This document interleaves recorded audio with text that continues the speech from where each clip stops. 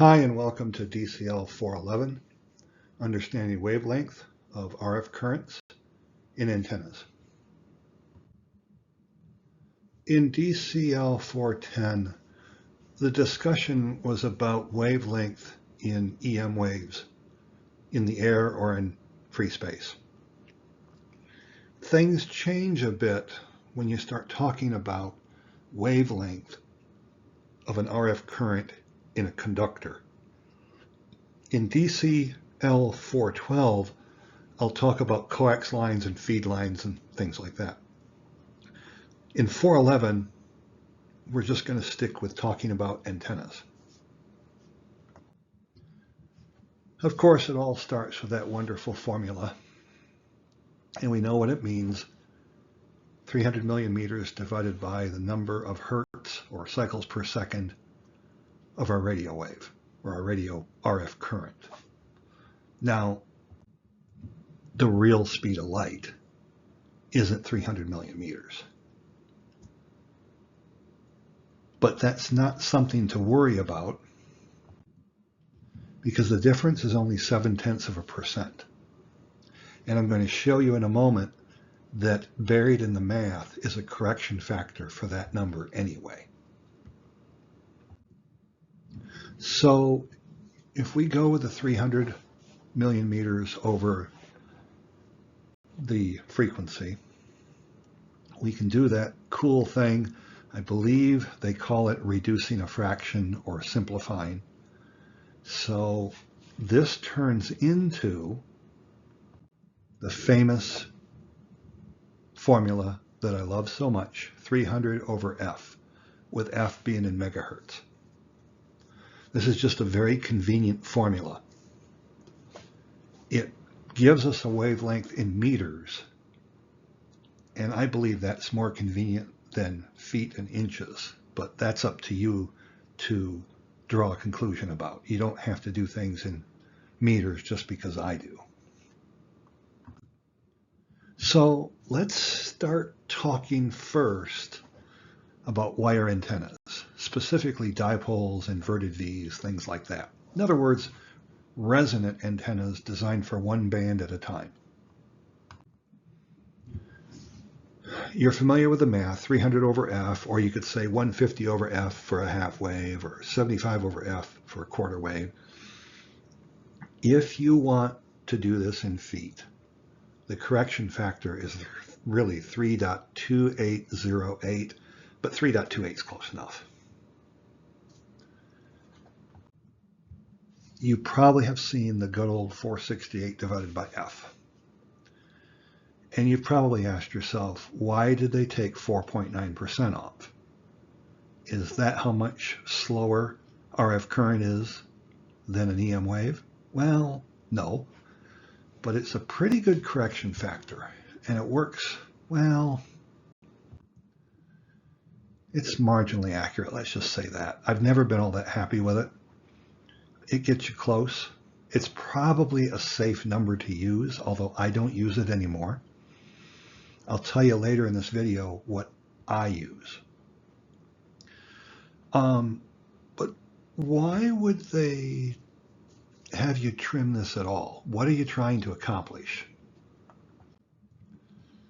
Well, K factor, I don't know where they come up with K factor. I haven't found that yet. I think it should be C factor for correction factor. This is an adjustment we make to cover, well, at least some of the corrections you make when you apply the famous formula to RF current in an antenna or a feed line or other conductor. They don't admit it in any text I've read, but it's clear to me that there is a slight correction in there for the speed of light error. I see that in the tables published by the ARRL, by Bill Orr, and others. Now, it's also trying to adjust for the slower RF current in wires and conductors over the speed of waves in space. I say apparent on the screen, because what's going on isn't really slower RF current. There are some other things going on that to our eyes make it look like the current's going slower than it really is. Another factor that K-factor is trying to deal with is the effect of the LD ratio. This is length to diameter. If you've got a 40-meter wire made of number 12 wire that's 60-some feet long, your LD ratio is, I don't know, I think it's around 18,000. But if you have a little Yagi antenna on 2 meters with half-inch aluminum tubing, your LD ratio is about 80. If you're using 1-inch tubing, it's about 40.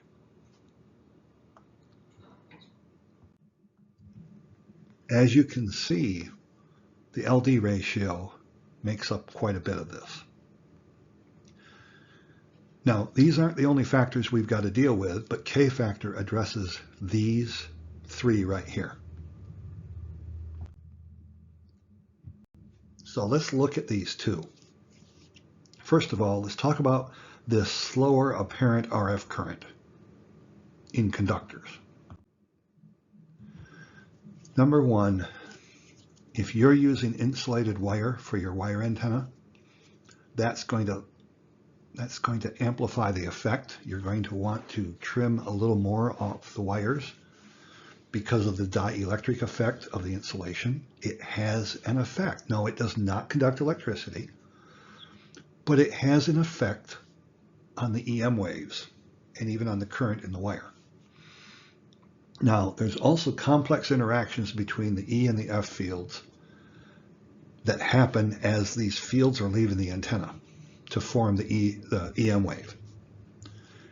One of the things we're doing is we're trimming the antenna length a little bit to bring them back into balance.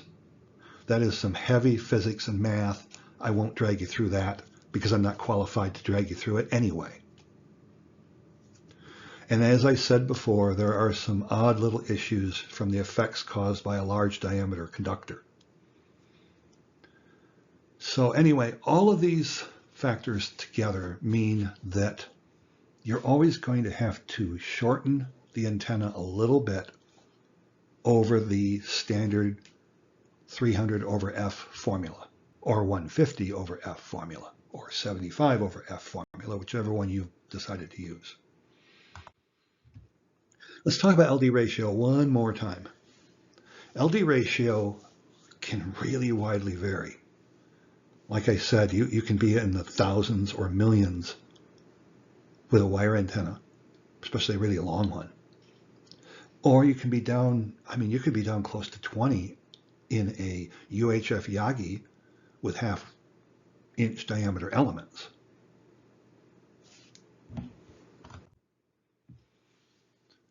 So you see what K-factor takes care of. There are some other effects. First of all, you have end effects. What are end effects? Well, if you hang a wire antenna in the trees and you have ropes and insulators on the end of it, the insulators and ropes will add to the length of the wire. Now, I know that sounds silly because they're insulators, right? They can't have an effect, can they? Well, yes, they can. When those EM waves leaving the antenna interact with insulators in the near proximity, dipoles are set up in those insulators, in those ropes, in tree limbs, in the fence that you're near. And when I say dipole, I don't mean a dipole antenna. I mean the dipole from physics. The atoms, well, the electrons circling around the atoms, change their behavior slightly because of the EM field. Their change in behavior feeds back to the EM field, which feeds back to the current in the antenna and makes a mess of things. The general effect is that it'll make the antenna seem longer than it really is. The same thing applies to proximity to the ground or other objects like your house or whatever is nearby the antenna. The dipole effect happens there too. The problem is the items in blue we really can't calculate. You can only find the answer to what length your antenna must be based on experiment and trimming a little off the antenna until you get it right. And of course, that's why you want to make the antenna a little longer in the first place, so you have some room to adjust. So we go back to this. You'll notice I've added the 234 divided by f for the quarter wave. This is for those of you that really want to do feet and inches. But again, I don't do feet and inches, and I don't use 468 divided by f. Let me tell you how I do it, and then you can decide whether or not you think I'm doing it right or not. So I start off with 300 over f. I like to do a lot of math. So I do 300 over frequency in megahertz. Then if I'm doing a half-wave dipole or inverted V, I multiply times 0.5. Yes, I could start out with 150 over f, but I like to do math. And I like to reinforce in my brain that you start at the speed of light. I don't usually remove the full 5%. I've got it up there as 0.5%. That's a typo. I generally will remove about 3 to 4% from the calculation when I build the antenna. And then I build my antenna with those pieces of wire, which are about 4% shorter than 150 over f for a half wave. And here's what I do next. I grab the two pieces of wire. I like inverted V antennas, and that's what I use from 20 meters through 80 meters.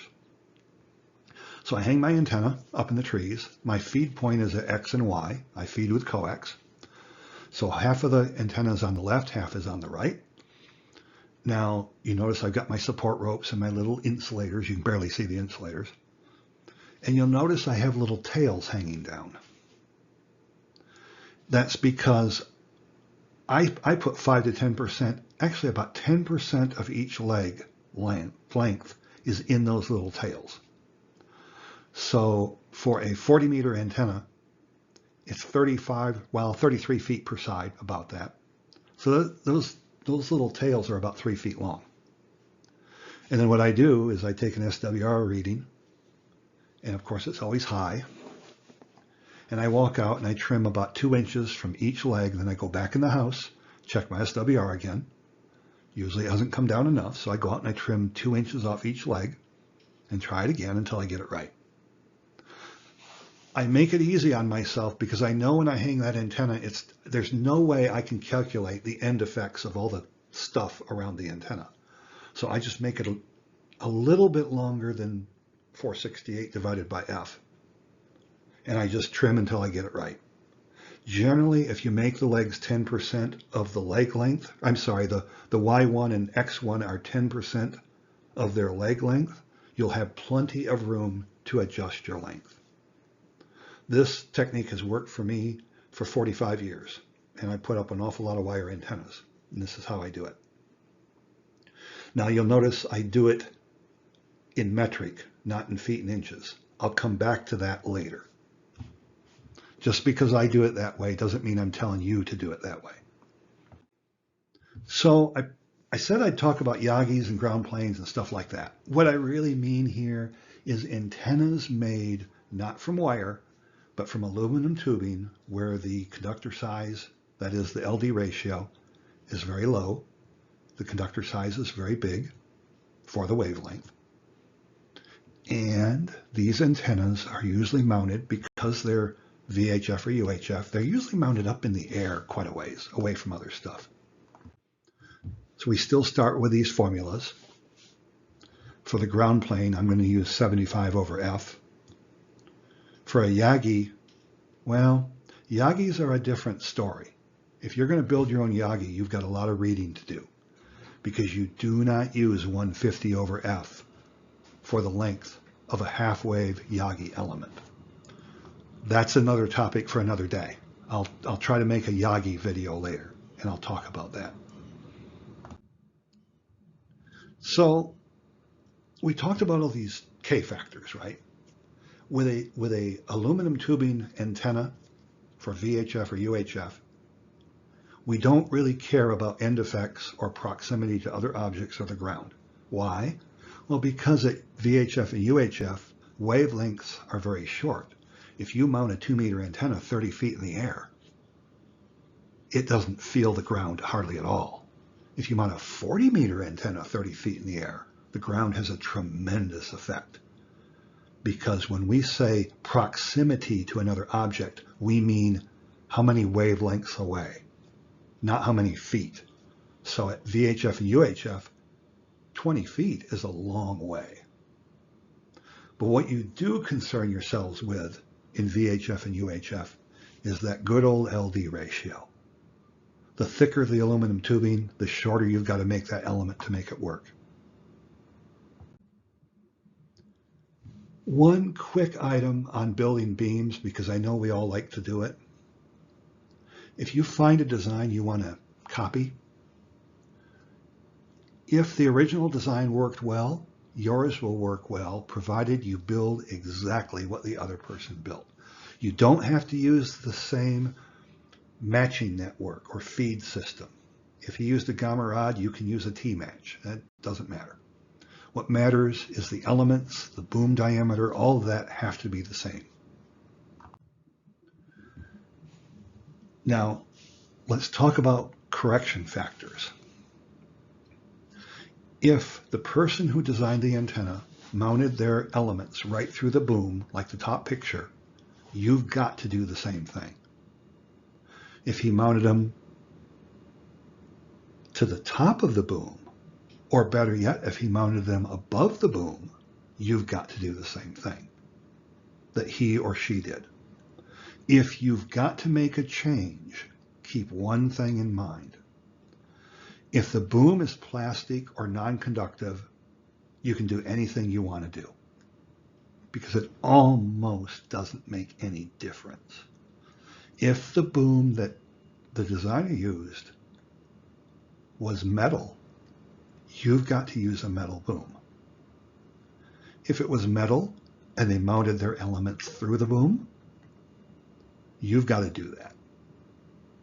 But let's say they used a metal boom, they mounted the element to the top of the boom as shown in the picture here. But you've decided to mount your elements through the metal boom. You absolutely must add 7/10 of the boom diameter to the length of the element. That's because a conductive metal boom effectively shortens the element. There has to be some interesting math and physics behind that. I've tried to wrap my mind around it and I still don't see what's going on. So that's the one warning. Good instructions about this are found in Bill Orr's book, which I've referenced on the screen. He goes into depth about this. Okay, one last item. Why always meters, Mark? Well, if I do this in meters, and the answer is my element has to be, let's say, 3/4 of a meter long. Well, that means it's got to be 750 millimeters long. So I grab my little tape measure here, which is inches and feet on the top, and meters and millimeters and centimeters on the bottom. I stretch it out for 750 millimeters. I cut my element. Now, if I want to mount my element right in the middle, half of 750 millimeters is pretty easy to calculate. But half of, say, 1 foot and 5 16 inches, you know how many steps I have to go through to figure out what that is? So I like meters. You don't have to use meters if you don't want to. I calculate in meters and I stay in meters, and I find that I make less mistakes doing that than when I try to convert to feet and inches. That is strictly why I stay in meters, is because I know I'm going to make mistakes if I try to do all the conversions. So I just stay in meters, and I went to the store and bought this tape measure that measures in both. I hope this video has been worth your time. The next one in the series, 412, I will talk only about wavelength in coax cables and feed lines. And I hope that one really helps you out. And again, later on, I'm going to make a specific video on the Yagi beam, which I hope you'll find interesting. Thanks for watching, and see you next time.